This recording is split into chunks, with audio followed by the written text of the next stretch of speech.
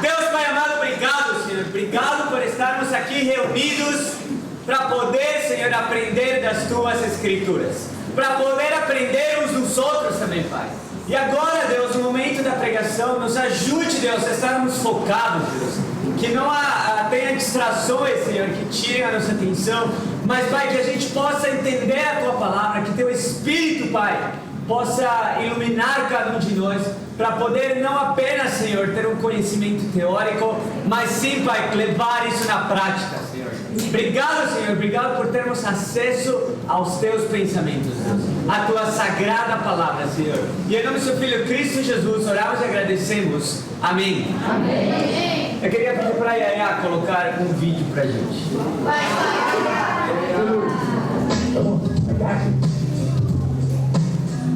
Ready? When I'm free, we go, okay? Ready? 1, 2,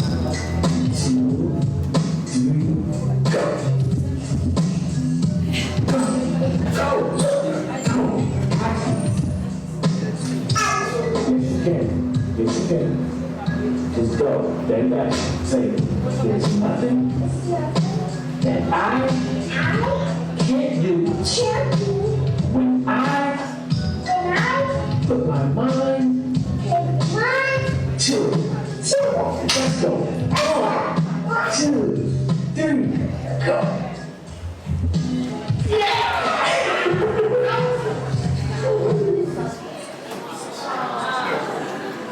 Então, eu acho que todo mundo entendeu, apesar que estava em inglês. E quando eu penso muitas vezes no cristianismo, eu penso no pulo de fé.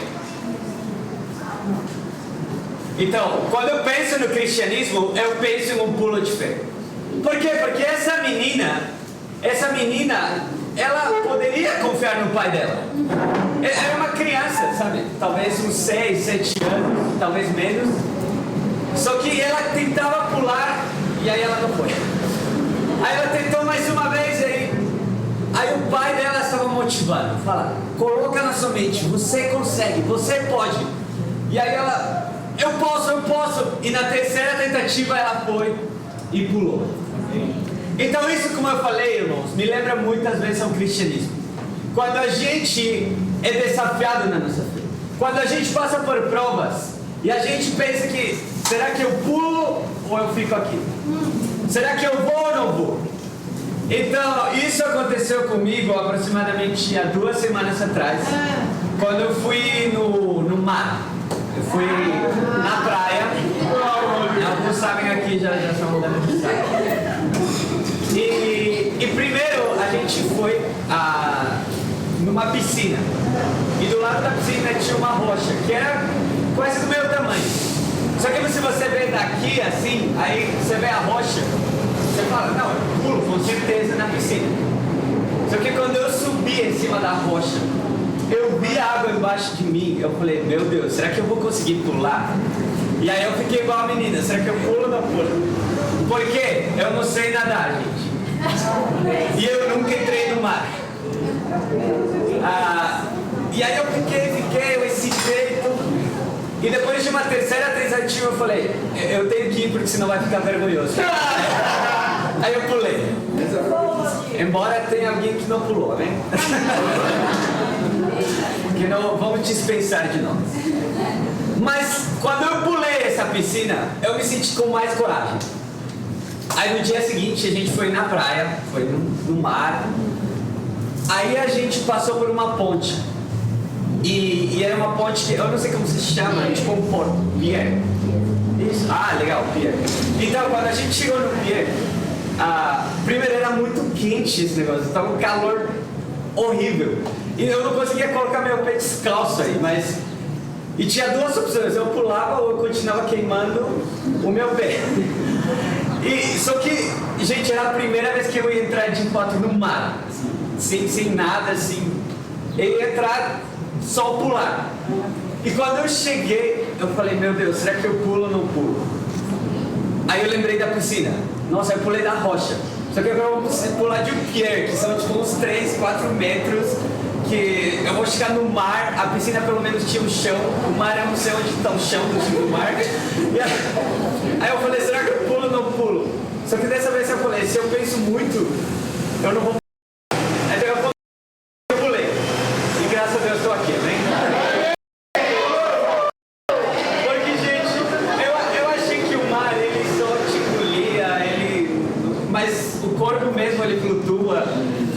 Mas nesses momentos, irmãos, quando você não vê o chão, quando você está numa prova, quando está tudo abalado, às vezes você esquece de coisas básicas. Tipo, mano, como o mar ia me engolir? Eu sou do tamanho de nada frente ao mar. A densidade é minúscula perante o mar. Então, não adiantou de nada eu ter feito Física 1, Física 2, Física 4. Porque na hora eu fiquei, meu Deus, será que eu pulo ou não pulo? Mas não faz sentido. Tinha um irmão aí também do lado. Tinha a Carol no pior caso, que ele estava esperando do outro lado. Que a Carol também não sabe nadar. Mas tinha gente, então.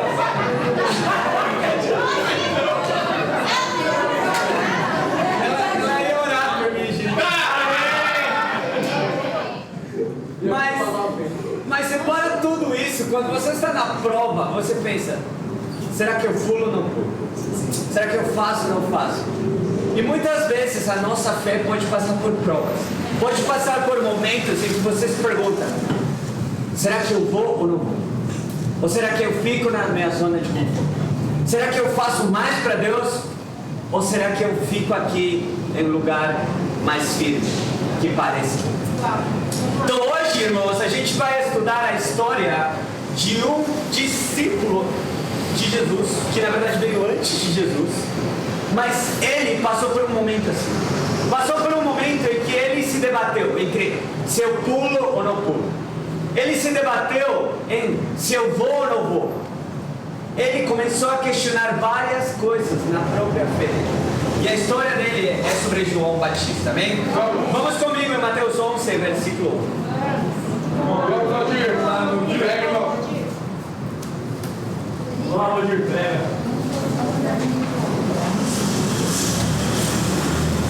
Então, como a gente está falando de pulo, tanto de dar esse passo, a gente sabe que o cristianismo é um passo ao céu, né? O cristianismo é aquilo que vai nos levar um dia perante Deus.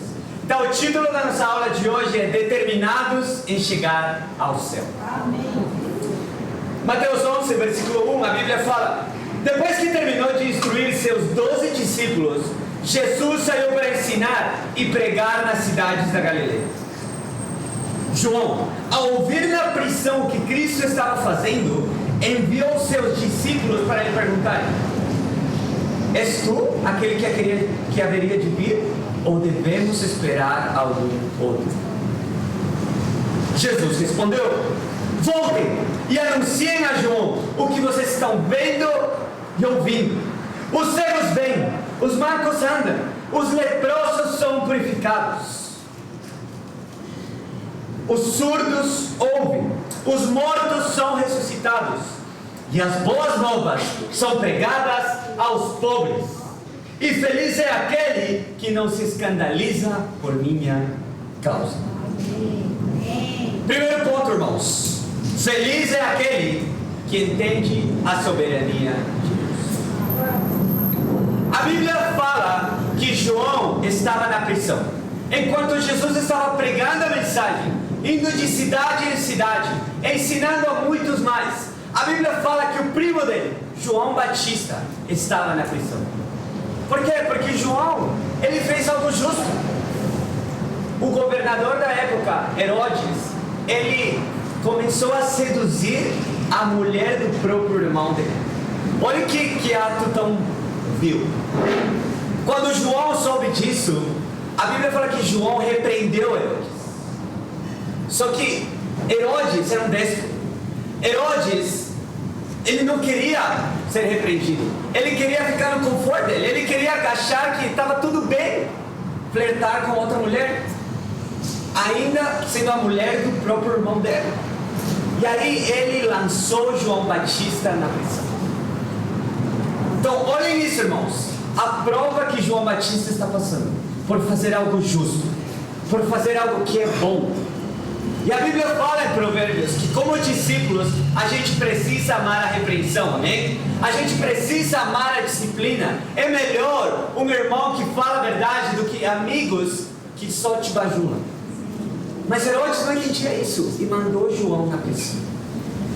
E quando João estava na prisão, a Bíblia fala que ele chamou seus discípulos e fala: vão e falem com Jesus. E não era um Jesus desconhecido. João, ele anunciava o caminho do Cristo. João, ele sabia que Jesus era o escolhido por Deus. João tinha batizado o próprio Jesus e ele viu o Espírito Santo descendo até Jesus. Mas no momento da prova, no momento em que ele foi almejado, no momento em que ele estava longe do próprio primo, longe da missão, ele falou: pergunta para Jesus se ele é o Cristo ou devemos esperar outra pessoa. A dúvida chegou em João, na prisão, ele se deparou com esse momento: se eu pulo ou não pulo. Ele se deparou com um momento em que, será que ele é o Cristo ou não?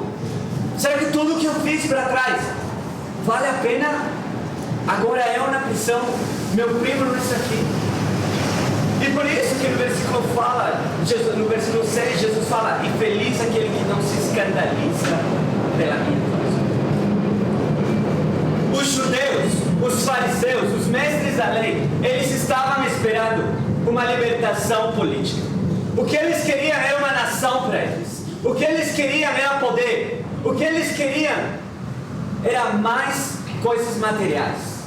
Mas Jesus lembra a eles: os mancos andam, os cegos estão vendo, os aleijados estão andando, os leprosos são purificados, os pobres que só recebem más notícias agora estão recebendo as boas novas, o Evangelho de Deus, que para o mundo muitas vezes é algo insignificante, que para o mundo muitas vezes é algo pequeno, pequenos atos de serviço, coisas que Jesus parecia que aparentemente eram pequenas, mas que na verdade eram significativas, porque transformavam a vida das pessoas. E talvez João mesmo, ele se escandalizou. Ele pensou: por que meu primo não está aqui na prisão comigo? Por que ele não veio me resgatar em lugar de estar pregando a palavra? Por que meu primo, ele não está aqui e me tira da prisão? Talvez João começou a duvidar por isso. Talvez João começou: meu primo, ele é o Messias, ele poderia me libertar, ele tem o poder, ele é o Filho de Deus. João começou a duvidar. Mas o que Jesus lembra a João é: João, olha as coisas incríveis que estão acontecendo. Olha a pessoa se aproximando de Deus. Olha pessoas transformando as suas vidas para uma vida que não vale a pena, para uma vida que vale totalmente a pena. Amém, irmãos? E é isso que Jesus nos lembra todos os dias. Jesus nos lembra que esses aparentemente pequenos atos de serviço são os atos que transformam a vida de uma pessoa. Então, irmão, o que transforma a vida de uma pessoa na rua não é que o time dela ganhou o jogo. Então hoje eu sei que tem um jogo de Palmeiras-São Paulo. Por algum motivo muitas pessoas vieram de verde hoje. Eu não sei porquê. E eu sou São Paulino, né? Sofredor. Mas irmãos, o que vai transformar a vida de uma pessoa não é que o time dela seja campeão. O que vai transformar a vida dela não é que se ela vai ganhar a loteria. O que vai transformar a vida de uma pessoa não é se ela vai chegar a um poder político ou se o partido dela vai ganhar. Não, irmãos, o que vai transformar a vida de uma pessoa é entender que há luz depois das trevas. É entender que há um evangelho a ser pregado. É entender que a vida dela pode mudar por meio das escrituras. Amém, irmãos? Então, irmãos, o evangelismo é muito melhor do que um campeonato de futebol. Chamar alguém para estudar a Bíblia é muito mais importante do que qualquer coisa que possa passar na vida dessa pessoa. Eu sou muito grato por um dia eu ter tido a oportunidade de ver um flyer na USP. Irmãos, você lá na USP tem um monte de flyer de várias coisas. Mas eu sou muito grato, porque um irmão se dispôs a colocar um flyer num ponto de ônibus, onde muitas vezes sou nerd, vai pra lá, tipo eu, assim. Pessoas que são em matemática, computação, coisas. Mas ele se dispôs a amar a minha vida. E esse algo pequeno transformou a minha vida. Me ajudou a poder estar aqui. Mas é isso que Jesus quer nos lembrar, irmãos. Que esses atos são os que realmente valem a pena, né? Mas muitas vezes tem duas coisas, principalmente, que podem colocar a gente em dúvida se a gente pula ou não pula. Se esse é o reino ou não é o reino. Se esse é o ministério de Cristo ou não. Se é essa forma ou não. Que são muitas vezes as provações da nossa vida. Quando alguém sofre uma perda familiar, é um momento em que a gente se questiona. Deus, o que Deus está fazendo? É muitas vezes um momento em que a gente se questiona. Por que comigo? Se eu estou compromissado, se eu estou dando meu coração no reino. Quando alguém perde o trabalho, quando alguém é demitido, quando alguém sofre uma doença, algo na saúde, como o próprio Jó relata na Bíblia. Muitas vezes nesses momentos de provação, a gente começa a questionar Deus. A gente começa a duvidar e falar: Jesus, és tu o Cristo ou eu devo esperar outro? Ou eu devo ir para outro lugar e buscar o Cristo? Muitas vezes as provações, irmãos, podem deixar a gente em dúvida. E há 2 semanas atrás também, coincidentemente, no dia que eu pulei pela primeira vez para o mar, passaram 4 anos de uma das perdas mais fortes que foi do meu pai. E eu lembro que há 4 anos atrás eu comecei a questionar a minha fé. Eu comecei a pensar: será que é isso mesmo que as pessoas precisam? Eu olhei tanto pelo meu pai, eu dei todo o meu coração, eu queria buscar ele, eu queria.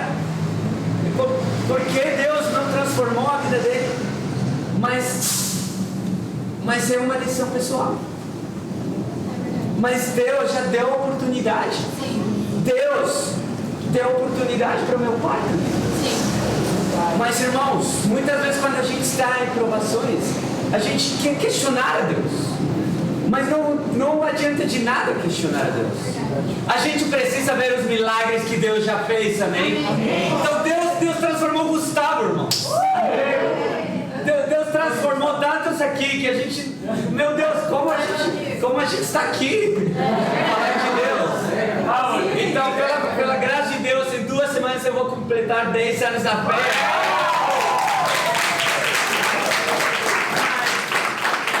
Mas quem lembra 10 anos atrás, sabe quanto Deus teve que mudar na minha vida? A Bia sabe disso, o Vini. Obrigado, irmãos, pela paciência de vocês. Então, irmãos, Deus pode transformar. E muitas vezes outra coisa que faz a gente duvidar é o pecado. Quando a gente está lutando uma e outra vez com o mesmo pecado, quando a gente não consegue vencer um espinho na carne, a gente começa a pensar: será que é Deus realmente? Será que essa é a palavra que vai transformar a minha vida? E começa a colocar em xeque, começa a colocar pensando: agora Deus está me dando algo maior, está me dando um trabalho. Acho que Deus está me colocando entre o trabalho e o reino. Acho que Deus está me colocando entre uma pessoa que eu gosto no mundo e o reino. Não faz sentido, irmãos. O pecado faz duvidar você. Deus nunca ia querer que você duvide se é o reino de Deus. Deus nunca ia querer colocar algo para disputar junto com o reino de Deus. Isso é pecado, irmãos. A gente precisa entender que Deus é muito maior que qualquer presente que Ele nos dá, amém? Amém. Então, quando a gente entende isso, irmãos, a gente vai dar esse pulo. Amém. A gente vai dar esse pulo, amém, Carol? Amém. E eu queria animar vocês, irmãos, a lembrar os milagres de Deus, as coisas incríveis que Deus está fazendo. Como Deus transformou a vida do Adilson, que se batizou esse ano. Como Deus transformou a vida da Sandra, que se restaurou.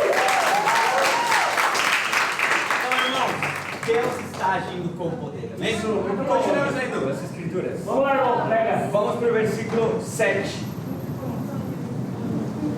Mateus 11, versículo 7. Enquanto saíam os discípulos de João, Jesus começou a falar à multidão a respeito de João. O que vocês foram ver no deserto? Um caniço agitado pelo vento? Ou o que foram ver? Um homem vestido de roupas finas? Ora, os que usam roupas finas estão nos palácios reais. Afinal, o que foram ver? Um profeta? Sim, eu lhes digo, e mais do que um profeta, este é aquele a que respeito de quem está escrito: enviarei o meu mensageiro é à tua frente, ele preparará o teu caminho diante de ti. Digo-lhes a verdade, entre os nascidos de mulher não surgiu ninguém maior do que João Batista. Todavia, o menor no reino dos céus é maior do que ele. Desde os dias de João Batista até agora, o reino dos céus é tomado à força, e os que usam de força se apoderam dele. Pois todos os profetas e a lei profetizaram até João. E se vocês quiserem aceitar, este é o Elias que havia de vir. Aquele que tem ouvidos, ouça. Jesus começa a falar da identidade de João. Jesus começa a falar quem João é. Então lembrem, na nossa última pregação, a gente falou de duas perguntas muito importantes. Quais são? Quem é você e para onde você vai? João esqueceu por um momento isso, mas Jesus estava aí para lembrar. João, quem é você? João, você não é um caniço agitado pelo vento. Você não é uma pessoa que está duvidando, estou aqui, estou aqui. Não, João, você é um homem determinado. Você é um homem que está decidido a pregar o Evangelho. É isso que você é, João. João, você não é alguém que está buscando roupas finas, buscar o conforto do mundo. Não, você está buscando o básico para poder pregar o Evangelho a mais pessoas. Sim. Jesus lembra João de quem ele era. João, você é meu primo, você me batizou, cara. João, olha as coisas incríveis que você fez na sua vida. Não se abala por estar na pressão. Não se abala pelas provações. Não se abala pelo pecado. Não se abala pelas coisas que estão acontecendo, porque o reino está crescendo. Está crescendo com força, amém? Amém. Qual é o segundo ponto, irmãos? Feliz é o menor do reino dos céus. A Bíblia fala no versículo 11: entre os nascidos de mulher não surgiu ninguém maior do que João Batista. Todavia, o menor no reino dos céus é maior do que ele. Irmãos, João teve o privilégio de anunciar o Cristo. João teve o privilégio de ser familiar sanguíneo. Porque, lembre, Jesus era homem e Deus ao mesmo tempo. João teve tantos privilégios. Fala que ele foi o último dos profetas e foi o maior, porque ele anunciou o próprio Cristo. Mas quem está no reino de Deus é maior do que ele. Porque João anunciava o reino de Deus. E ele anunciou isso, ele falou: o reino está próximo, arrependam-se. Mas, irmãos, a gente hoje, no nosso século atual, podemos desfrutar do reino de Deus. Isso não é incrível, irmãos? Sim, verdade. Então, quando a gente entende isso, irmãos, a gente fica animado, a gente fica apaixonado, a gente fica totalmente cheio de força do Espírito para tomar posse do reino. Amém. Então, eu gosto muito dessa escritura, fala, pois o reino é tomado à força. Em outras versões até fala, o reino é tomado violentamente à força. Então, mas o que ele está falando? De uma força divina, de uma força espiritual, não de uma força física. Não que você vai segurar alguém, estuda a Bíblia agora, não. Mas uma força espiritual, irmãos. E Jesus nos lembra de quem que a gente é. A gente é discípulo de Jesus, irmãos. Isso. A gente é filhos de Deus. Imagine isso, ser chamado filho de Deus. Amém. Ser amigos de Jesus. Todos os dias, irmãos, poder ter o privilégio de poder orar a Deus e falar: Pai, obrigado por me ouvir mais um dia. Amém. E quando a gente não vê bênçãos na nossa vida, quando a gente não vê milagres, muitas vezes a gente se queixa. e fala, nossa, por que Deus não abençoa? Por que Deus não abençoa meu evangelismo? Por que Deus não abençoa? Eu estou indo em todas essas saídas, eu estou indo em todas as reuniões. O que falta? O que falta, irmãos? É mais força ainda. É mais poder do Espírito nas nossas vidas. É se ajoelhar diante de Deus e falar, Deus, eu não vou sair dessa oração até o Senhor me abençoe. Deus, eu quero fazer ainda mais para o Senhor. Eu quero jejuar, eu quero orar, eu quero fazer de tudo, mover céu e terra, para poder ajudar os meus familiares, para poder ajudar essas pessoas que eu tanto amo. Com o quê? Com força, com paixão, com coragem. E eu queria levantar muito uma irmã que me inspira nisso, que é a Vitória, rainha da saída. Então, eu lembro que quando ela soube que ia ser a rainha das saídas, não foi inesperado. Porque ela chegou, pegou o troféu e ela falou, eu queria isso. E eu tô aqui. É isso, gente. Obrigado. Mas por quê? Porque a Vitória, ela teve um coração de em cada saída, eu vou dar meu coração. Irmão, eu vou te encorajar. Porque no final eu vou ganhar isso. Mas isso, irmãos, é uma determinação. Isso é ser determinado. Isso é decidido. Não ser um caniço agitado pelo vento. Não ser como as ondas do mar que vão de um lado. Não, é ser decidido. Eu quero isso. E eu vou lutar para isso. Com Deus. Em oração. Em jejum. De joelhos. As batalhas se vencem, irmãos. De joelhos perante Deus. Então, irmãos, eu queria encorajar cada um aqui a podermos estar cheios de paixão por Deus. Cheios de paixão pelas Escrituras, irmãos. Quando a gente evangeliza, a gente não está falando da gente.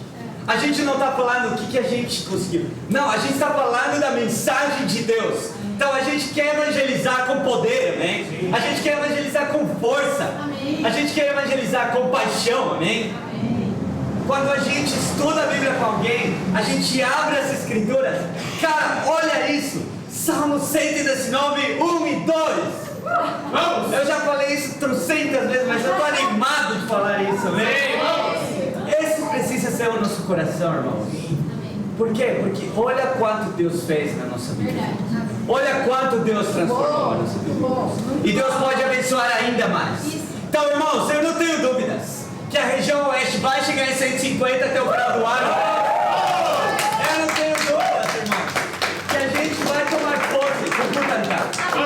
Vai tomar posse do Alto Pinheiros. Vai tomar posse de Cotia. Itapevi. Osasco, irmãos. As boas novas vão chegar em Osasco, amém? Mas isso, irmãos, com pessoas que são felizes. Felizes entendendo, primeiro, a soberania de Deus. Que tudo que Deus faz na nossa vida é para a gente pular ainda mais. Pular ainda mais longe. Pular com mais vontade, com mais força, com mais garra. Confiar em Deus. Deus está esperando, assim como aquele pai estava esperando essa menina. Deus está esperando a gente. E assim como o irmão estava me esperando lá no mar, Deus está esperando a gente. E entendendo, irmãos, que a gente precisa ser feliz por sermos o menor do reino dos céus. Porque embora pareçam tarefas pequenas, são tarefas significativas. O nosso evangelismo, o nosso louvor a Deus, estudar as Escrituras com as pessoas, ensinar para outras pessoas. Quando a gente entende isso, irmãos, não cabe dúvida que a gente vai estar determinado em chegar ao céu, amém? E levar muitos outros mais para o céu. Qual é o meu desafio, irmãos? No próximo estudo que você vai liderar, que vai ser essa semana por fé, amém? Você vai liderar, você vai fazer isso com paixão. Você vai mostrar as Escrituras com força, com poder, lembrando que o Espírito de Deus repousa em você. Amém, irmãos? Então, assim, irmãos, a gente vai avançar poderosamente o reino de Deus. A gente vai avançar com força o reino de Deus. E a gente vai poder falar como Jesus. Os mancos estão andando. Os cegos estão vendo. Os aleijados estão andando. Os pobres da região oeste estão recebendo as boas notícias. Amém? E para Deus seja glória. Amém.